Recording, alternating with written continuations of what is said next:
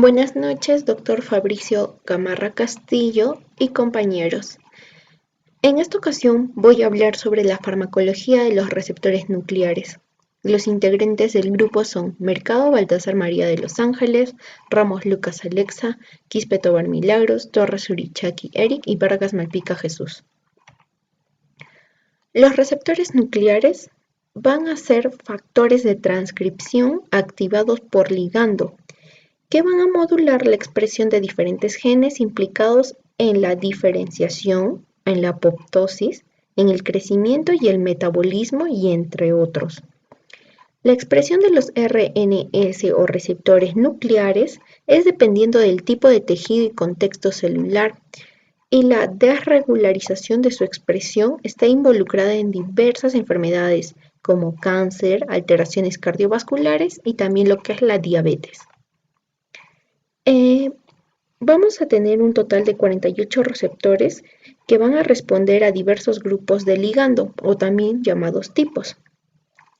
Son receptores liposolubles, por lo que van a atravesar la membrana con una gran facilidad. También vamos a tener lo que es un grupo diverso, con ácidos grasos, ácidos biliares, lípidos y metabolitos de lípidos, según la naturaleza química. Vamos a tener en cuenta diferentes definiciones que vamos a usar en este tema, como son las proteínas de choque térmico, que van a ser chaperonas moleculares que van a participar en el ensamblaje y transporte de las proteínas, y polipéptidos tanto en condiciones normales como luego de estímulos estresantes. Después vamos a ver lo que es el corregulador, que interaccionan con factores de transcripción para activar o reprimir la transcripción de genes específicos. También vamos a ver lo que es el correpresor, que va a ser una proteína que va a reducir la expresión genética mediante la unión que tiene a un activador o un factor de transcripción que contiene un dominio de unión a ADN. El correpresor es incapaz de unir un ADN por sí mismo. El coactivador. El coactivador va a ser una proteína que va a incrementar la expresión genética mediante la unión a un activador o un factor de transcripción que contiene un dominio de unión a ADN. El coactivador es incapaz de unir el ADN por sí mismo. Y los elementos de respuesta hormonal, que va a consistir en una secuencia corta de ADN dispuesta en el promotor de un gen, a la cual se puede unir de forma específica un receptor de hormonas y así regular la transcripción. La secuencia suele constar de un par de repeticiones invertidas separadas por 3 nucleótidos que va a indicar que el receptor se va a unir en forma de dímero. La estructura de los RNS va a estar conformada por dominios conservados denominados el dominio A, el dominio B, el dominio C, el dominio D y E y F, y partiendo del extremo N terminal al C terminal. La región AB comprende el primer dominio de activación transcripcional. Aquí se va a dar lo que es la función de activación, AF-1, la activación dependiente del ligando y muy variable entre diferentes receptores. En el dominio de unión a ADN-DBB, va a ser un dominio conservado que va a contener 2 dedos de zinc. Se van a unir al ADN. Y estos son los elementos de respuesta a hormonas, HRE. Después vamos a tener lo que es la región bisagra, que va a ser una región estructural flexible que une los dominios DBD y LBD y también lo que es el tráfico celular y distribución celular. El dominio de unión A o ligando LBD, que va a ser conservado en secuencia, muy conservado en estructura terciaria de sándwich de 12 hélices alfa, une coactivadores y represores, su función de activación 2AF2 depende del ligando unido y del cambio conformacional que tenga. Vamos a ver al dominio C o el terminal, que va a ser un modo de unión al ligando, que va a tener funciones variables entre los diferentes receptores. Pero ¿dónde vamos a poder localizar a los receptores nucleares? Un ejemplo podría ser en la glándula pineal, en el hígado, riñón, vaso, glándulas suprarrenales, en el corazón, en la glándula tiroides, en la pituitaria, en el timo y en las gónadas. Vamos a ver la clasificación. Los receptores nucleares se van a clasificar en dos clases principales y una tercera clase con algunos rasgos de estas dos. Además, hay cierto número de receptores huérfanos cuyo ligando se va a desconocer.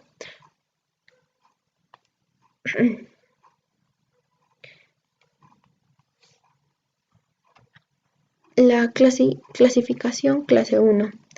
Esto va a estar lo que es en las hormonas esteroideas, glucocorticoides, mineralcorticoesteroides, en los estrógenos, en la progesterona y en los andrógenos. Y la característica es que que va a estar en el citosol o que se va a activar en el citosol. En la clase 2, la clasificación de los receptores nucleares va a ser en PPAR, ácidos grasos, en el oxiesterol, en el hepático. Y también lo que es en los farnesoide, xenobióticos y androstano. Las características. El ligando dentro de la célula también va a ser heterodímero. Y en la clase 3, la clasificación de los receptores nucleares, vamos a encontrarlos en el ácido retinoico, en hormona tiroidea y en la vitamina B. Y una característica son subgrupos de la clase 2. Aquí vamos a ver los receptores y los ligandos. Como en la clase 1, el receptor de glucocorticoides, el ligando de glucocorticoides. Receptor de andrógenos, andrógenos el ligando. Receptor de progesterona, el ligando va a ser el progestágenos. El receptor de estrógeno, el ligando va a ser el estradiol. Y así igualmente de la clase 2 y la clase 3. ¿Cuál va a ser el mecanismo de activación? El mecanismo de activación transcripcional se va a dar mediante la transactivación, la cual es una activación del ligando dependiente de la transcripción, cuando estos receptores se unen a los elementos de respuesta de hormonas específico de genes diana. La coactivación. Los receptores participan en la activación de genes cuando actúan como coactivación de otros factores de transcripción. Estos coactivadores se encargan de reorganizar los modelos de cromatina y de reclutar la maquinaria transcripcional basal a la región del promotor. Mecanismos de inhibición transcripcional. Los receptores van a formar heterodímeros con el receptor retinoide X y van a ser capaces de reprimir activamente los genes diana por unión de AHRE en ausencia del ligando. También nosotros vamos a tener lo que son los ligandos exógenos o los fármacos, que se van a usar como dianas. Aquí vamos a tener el ácido araquidónico C24 omega 6 AA. El AA puede interaccionar directamente con algunos de los receptores ya mencionados o los que es más frecuente a través de algunos de sus productos de metabolización, como son las prostaglandinas, los tromboxanos, leucotrienos o 8-HETE, los que en general son más efectivos como ligando que en el propio AA. Todos ellos van a interactuar con receptores del tipo PPAR, produciendo una amplia gama de respuestas fisiológicas a las que dependen del tejido y del tipo de PPAR estimulado. Los efectos van desde la modificación del metabolismo de los lípidos en el hígado o el tejido adiposo, la modificación de la respuesta a la insulina y la captación de glucosa tisular y la disminución de procesos inflamatorios. El ácido eicosapentaenoico C25 omega 3 EPA. El EPA está involucrado en muchas funciones relacionadas con la homeostasis vascular. Va a disminuir la presión arterial, desacelera o anula la formación de ateromas, disminuye los niveles de colesterol total y va a aumentar el colesterol HDL. Disminuye procesos inflamatorios y la captación de ácidos grasos por parte de los adipocitos, entre otras variadas acciones fisiológicas. El ácido docosahexaenoico C22,6 omega 3 DHA. Este ácido graso está importantemente involucrado en el desarrollo y función del sistema nervioso y visual de los mamíferos, ya que va a estimular la diferenciación, la migración y la sinaptogénesis neuronal, el desarrollo de las células gliales y de los conos y los bastoncitos de la retina. Este ácido graso está importantemente involucrado en el desarrollo y función del sistema nervioso y visual de los mamíferos, ya que